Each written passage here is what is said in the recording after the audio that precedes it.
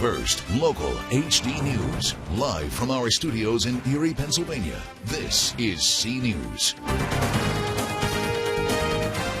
Good evening, I'm Emily Welsh. Thanks for choosing C News at 6. We begin with a robbery. For the fourth time in 8 days, a bank or credit union has been the victim. This time, the Americo Credit Union at West 23rd and Pittsburgh. The thief allegedly ran in around 4:45 this afternoon. Matt Knadler is at the scene for us with the latest. Matt? We have a developing story here at the top of the hour, a bank robbery here at the Americo Federal Credit Union, 2545 West 23rd, and here's what we know right now. Around 5:45, reports came in of a white male allegedly with a gun. None was shown, however, but police report that he did have a gun. He's described as being, again, white male, 5 feet 8 inches tall, wearing a ball cap. He had a tan shirt on with yellow satchel on his back. Now, again, police are still inside at this hour. Mill Creek Police, that is, still inside trying to investigate, determine if how much money was stolen, if any at all. We'll bring you the very latest coming up here tonight at 11 o'clock on C News. Reporting now, Matt Knadler, C News. You can check our website, WSCE.TV, for updates on this developing story as well. And meanwhile, progress in the last bank robbery as Erie police named their suspect in what was Erie County's third bank robbery in 1 week.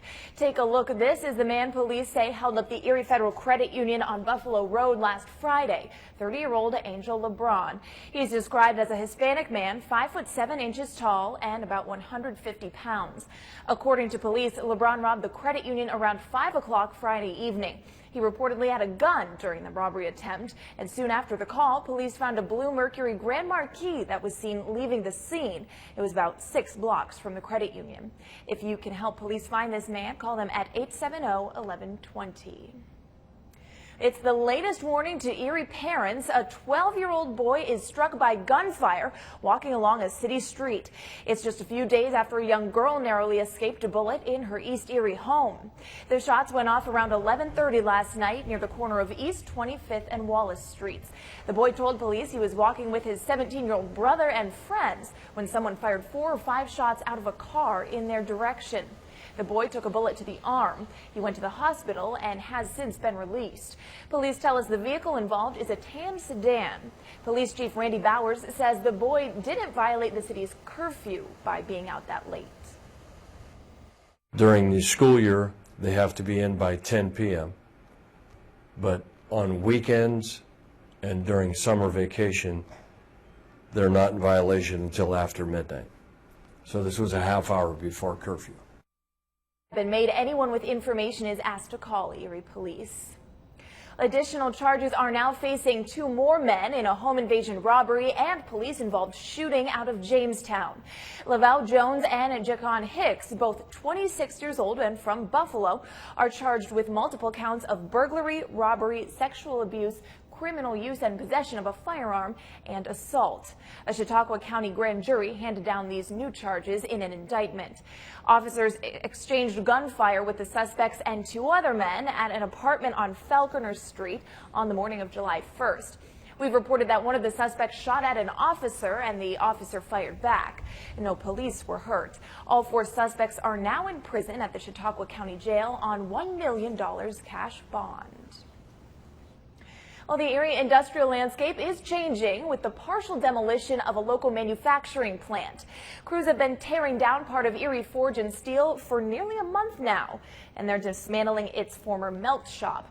The 41.7-acre site on West 16th Street has been the Forge's home since 1918, but now the plant is making changes. City of Erie Code Enforcement Manager Andy Zimmerman says the company plans to leave the concrete base of the melt shop in place, which could mean reconstruction in the future. Normally they'll do that, cuts down on their mowing, and in case they do want to ever build there, they have foundation and slab there that they can build off. And we reached out to Erie Forge's parent company, Wemco, for comment on future plans, but they did not immediately return our calls. 2 motorcycle crashes turned fatal during the Roar on the Shore weekend. Police are now investigating the second one, which happened on Interstate 90 between the Albion and Cherry Hill exits. That happened around 10:30 Sunday morning. Police say 55-year-old Michael Bradley of Akron, New York, lost control of his Harley and crashed, and he apparently only had minor injuries, but the passenger, his wife, 42-year-old Wendy Bradley, was pronounced dead at the scene. Troopers say they were both wearing their helmets.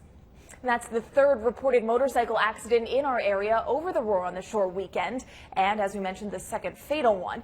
66-year-old William Stablen Sr. of Erie died after an accident Thursday night at East 38th and Lake Pleasant Road in Erie.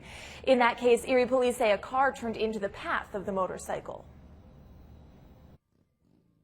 I mean, it's sad. People need to watch out. People know that it's Roar on the Shore. They need to be more careful. They need to watch out for motorcycles.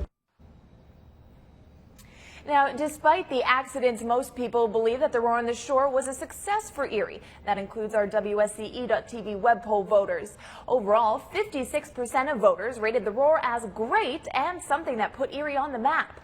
30% labeled the event as an inconvenience, though, especially for those trying to get around downtown. The remaining 14% offered no opinion either way. As always, thanks for your thoughts in our WSCE.TV web poll.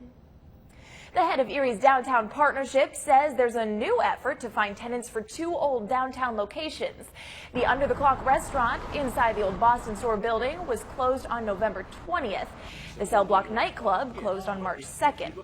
John Buckna, the CEO of the Erie Downtown Partnership, says his agency is helping locate potential buyers. He says he's been in contact with a few people who are interested in the Under the Clock location. Buckna said a possible sale to Cell Block fell through early this month, but a new group has now stepped forward. And ultimately, they're looking to do something different that hasn't been done in downtown, which makes it unique because it will be a true destination. And it hasn't been said whether Under the Clock will stay a restaurant, since most of the equipment there has been removed. Well, in less than 2 weeks, construction projects across the country may come to a standstill because the Highway Trust Fund is set to expire. And now Congress is scrambling to pass at least a short-term bill before the expiration date to keep projects moving. Washington correspondent Lauren Adams reports. It's crunch time for Congress as critical federal transportation funding is set to expire soon. But recently, the House passed a short-term bill that would supply funding for construction projects until next May. Those are real jobs, and I'm glad to support this Band-Aid, but we need to continue to work for a long-term solution. The House version of the bill adds $11 billion to the Highway Trust Fund, but only lasts about 10 months, putting members of Congress in a similar situation next year. But New York Congressman Tom Reed says a short-term solution is better than nothing.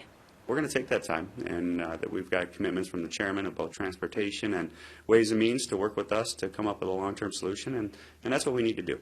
Even though the House of Representatives passed a short-term extension, the Senate hasn't voted on the matter yet. Pennsylvania Senator Pat Toomey says a short-term extension is not ideal for the American people. This is no way to do business, right? We should do long-term highway funding legislation because transportation infrastructure is a really important, legitimate government expenditure. And Toomey has an idea of how to raise money for a more long-term solution. When we build new roads, new bridges, bypasses, add lanes, when we add capacity, that ought to be told. Pennsylvania Senator Bob Casey says he agrees that a long-term solution is better for the entire country. Preferably 6 years, so that we can give states and businesses and communities the certainty that they should have. And if the Senate does pass a short-term fix, Casey says that's just the first step in what needs to be done. If that happens, that's good news, but, and this is a substantial point to make, we can't wait until April or May of 2015 to work on a longer-term bill. Reporting in Washington, I'm Lauren Adams. Senators haven't said yet when they plan to vote on a short-term extension, but they have said they want to pass a bill before the August recess. We're keeping an eye on the world for you tonight. Here's a look at what we found. A swiftly moving wildfire in a rural area of Washington state has destroyed 100 homes and forced the evacuation of the town of Pateros. About 260 square miles have been burned so far. 2,000 firefighters have been dispatched in an attempt to knock down the flames and save the town from destruction. A large area is also without power as a result of the flames. Perhaps it's not a coincidence that a bad mudslide in Colorado is near the town of Cascade. The mud and debris went cascading over a spillway this weekend and closed Highway 24, backing up traffic for hours. Dump trucks with plows were brought in to move the debris off the roadway. It's a bad area for mudslides. A similar event closed the highway at the same spot 2 years ago. It's becoming something of a tourist attraction in Spring Hill, Florida. A sinkhole that swallowed the road and at least one driveway and seems to be getting bigger. People started flocking to Eldridge Road on Saturday when the sinkhole opened, about 25 feet by 25 feet wide. Hours later, it was 40 by 40, and neighbors say it's not done yet. One house was evacuated as a precaution. A bystander with a cell phone captured these terrifying images of a hot air balloon coming in contact with power lines. This happened over the weekend in Clinton, Massachusetts. The basket of the balloon caught on fire, and 2 people on board were injured and required treatment.